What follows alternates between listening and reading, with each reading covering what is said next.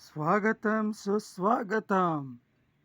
बहुत बहुत स्वागत है आप सभी साहित्यिक प्रेमियों का पुस्तकों की शब्दों भरी दुनिया में। स्वागत करता है गीता प्रकाशन बुक्स वाला, जहां हर शब्द एक नई रोशनी बनता है। मित्रों, स्क्रीन पर आप जो देख रहे हैं पुस्तक डॉक्टर मेहर अफजल जागीरदार कृत इतिहास के झरोके से बीजापुर। चलिए मित्रों, गंतव्य को आगे बढ़ाते हैं। अब तक आपने जो सुना था उसके आगे की इतिहास गाथा सुनिए। अलाउद्दीन खिलजी के दक्षिण भारत में प्रवेश करते ही 13वीं शताब्दी के अंत में अथवा 14वीं शताब्दी के प्रारंभ में सूफी विद्वान, संत, फकीर दक्षिण भारत की विंध्य हिमालय की ओर बढ़ने लगे। संत सम्राट औलिया निजामुद्दीन दहलवी के अभिप्राय के अनुसार उस समय से 700 सूफी दक्षिण भारत को आए। सूफी के सभी संत धर्म प्रसार के लिए समस्त दक्षिण भारत के विविध स्थानों पर ठहर गए।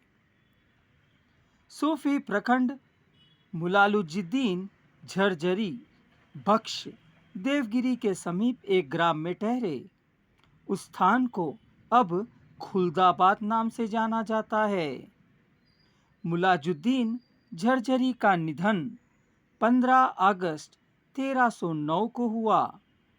एक अभिप्राय के अनुसार श्रीमान झरझारी यादव के किसी एक छोटे अधिकारी की सुपुत्री सोनाबाई के साथ विवाह किया था।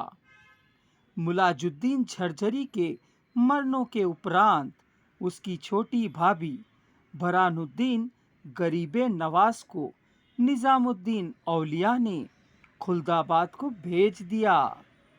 वहां पर उन्होंने 30 वर्षों तक धर्म प्रसार का काम किया।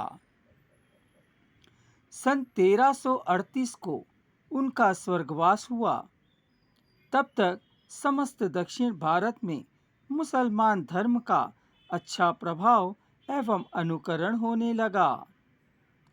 यादव वंश संपूर्ण रीत से नष्ट होकर दहलवी के साम्राज्य में आने के बाद भी वहां के छोटे छोटे सामंत दहलवी के राज्य में रहना नापसंद किए। पश्चिम में मराठा पालेगाट अपनी स्वतंत्रता की घोषणा की। दक्षिण में रामदेव का भांजा मलिक देव रायदुर्ग से अपने स्वतंत्रता की घोषणा की। मलिक देव का साम्राज्य आगे बढ़ सकता था, लेकिन उसके आसपास से प्रांतीय सामंत कंपली प्रांत के सिंधे नायक गुंतिका जगताप गंगया दोनों ने मिलकर मलिक देव को अपने वश में कर लिया। उसके बाद सिंधे नायक बहुत दिनों तक स्वतंत्र रूप से नहीं रह सका। उसके मरणोपरांत कंपली राय यानी कुमार राम तथा रामनाथ सिंहासन पर बैठ गया और सुसंगठित हिंदू राज्य बनाने में सफल रहा। विजेता मलिक काफूर के विरोध में सुभद्र रूप से ठहरने वाला एकमात्र हिंदू सम्राट कुमार राम रामनाथ को कहेंगे तो भी अतिशयोक्ति न होगी। कंपली राज्य को पूर्ण रूप से समाप्त करने के लिए मलिक काफूर ने एक सप्ताह तक आक्रमणों पर आक्रमण करते रहा, तब भी उस पर विजय प्राप्त ना कर सका। अपार सैन्य नष्ट, जानों की हानि होने पर भी वह डरा नहीं।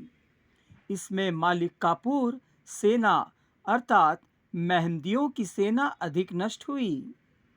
फिर एक बार कंपली राज्य पर आक्रमण करने का विचार मलिक काफूर मोहम्मद करने लगा।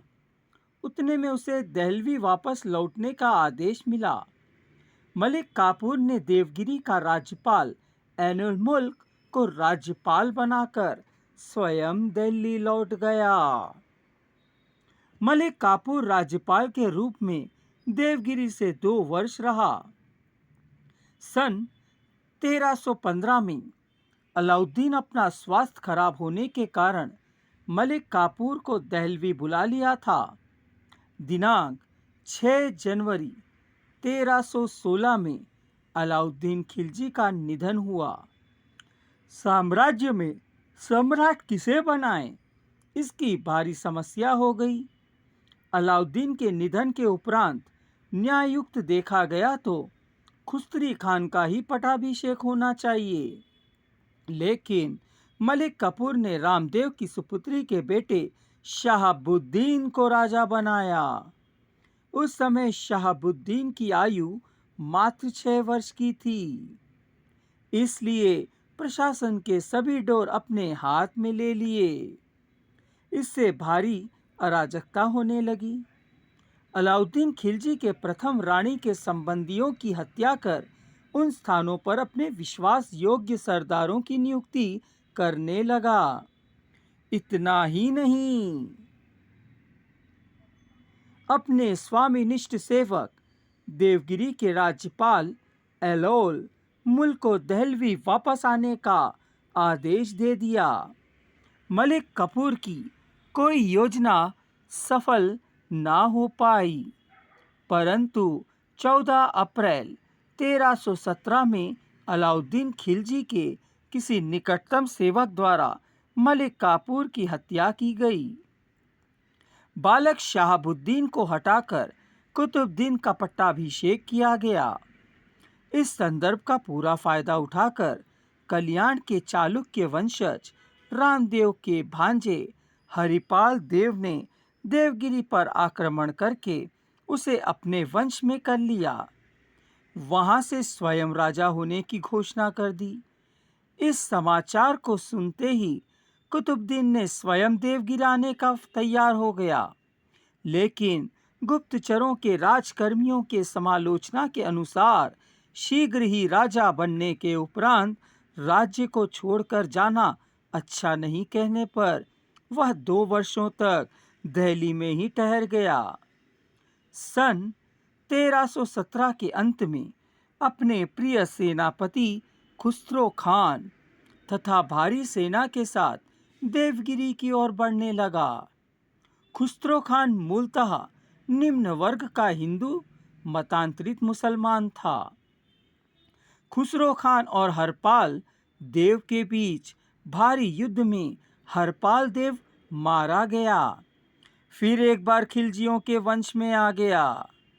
कुतुबुद्दीन मुबारक शाह खिलजी खुद वहां के प्रशासन व्यवस्था देखने लगे। अपने पिता के निकटतम सेवक मलिक याक लाखी को देवगिरी का राज्यपाल बना दिया गया। प्रशासन की सुव्यवस्था के लिए जिलाधिकारी, न्यायाधिकारी एवं नगराधिकारी अलग अलग स्थान बनाकर पूरे प्रमुख स्थानों पर महमदिया यानी मुस्लिम अधिकारियों की नियुक्ति की गई। गुलबर्गा, सागर, द्वार समुद्र राज्यों में भी अपनी सेना रखी। दक्षिण भारत के सभी राज्यों में व्यवस्थित प्रबंधों की रचना करते हुए कुतुबुद्दीन मुबारक शाह दिल्ली वापस लौटे। कुछ ही दिनों में यहाँ देवगिरी के राज्यपाल ने मलिक वाक लाखी ने सुल्तान से विद्रोह कर दिया। स्वयं ही वह संशुब्दीन नाम से सिंहासन पर बैठ के राज्य के सभी कामकाज स्वतंत्र रूप से देखने लगा। अपने नाम के नाण्य मुद्राएं अंकित करके प्रचलित किया।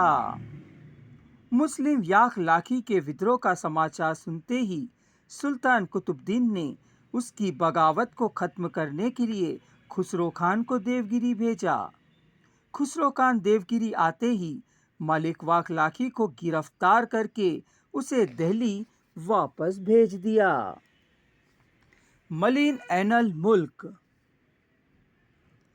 को देवगिरी के राज्यपाल के रूप में नियुक्त किया गया।